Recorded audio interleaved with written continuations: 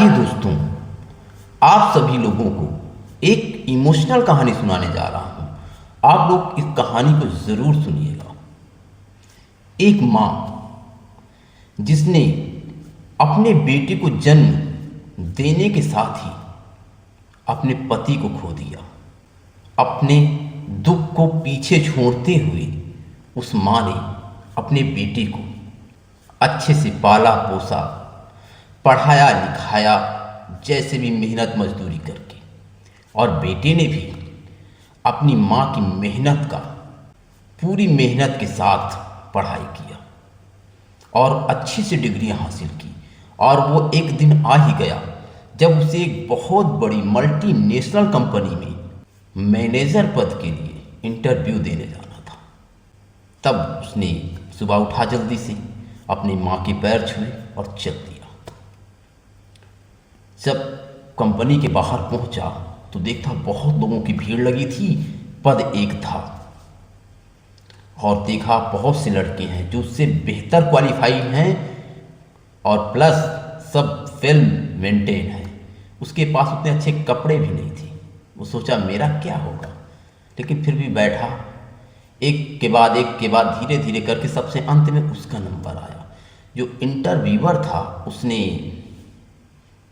उस लड़के से पूछा, तुम इतने कैसे ड्रेस में आए हो, ये एक मैनेजर की पोस्ट है।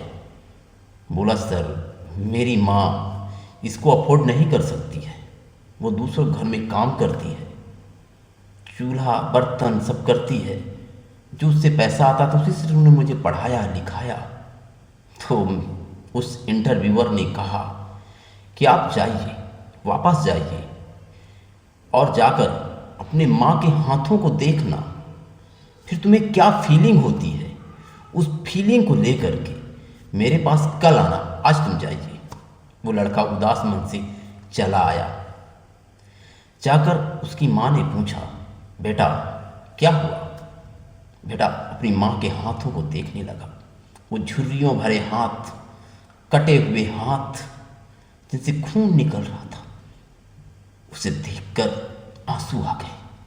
बोला, माँ मुझे कोई नौकरी नहीं चाहिए, मुझे कोई मैनेजर नहीं बनना है। आज के बाद तो मैं आपके काम बैठाऊंगा, उसके बाद फिर कोई काम करूंगा। और अगले दिन वो नहीं गया।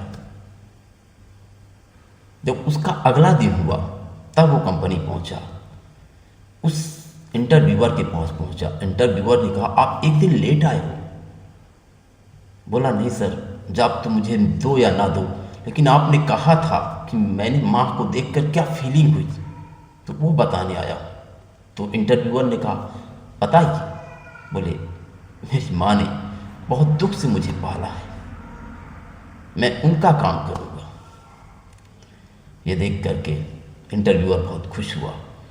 बोला, बेटे मुझे तुम्हारे जैसे एक इमोशनल आदमी को मैनेजर पद की ज़रूरत थी, जो दूसरे की तकलीफ को समझे, दूसरे की तकलीफ को अपनी तकलीफ समझे। आज के बाद इस पोस्ट के आप हकदार हैं। और वो लड़का उस कंपनी में मैनेजर की पोस्ट हासिल किया। इसलिए दोस्त, आपके कपड़े नहीं, आपके दिल के अंदर दूसरों के प्रति हमदर्दी होना ज़रूरी है। जब तक आपके पास हमदर्दी नहीं होगी ना, आप सफल नहीं हो सकते हैं।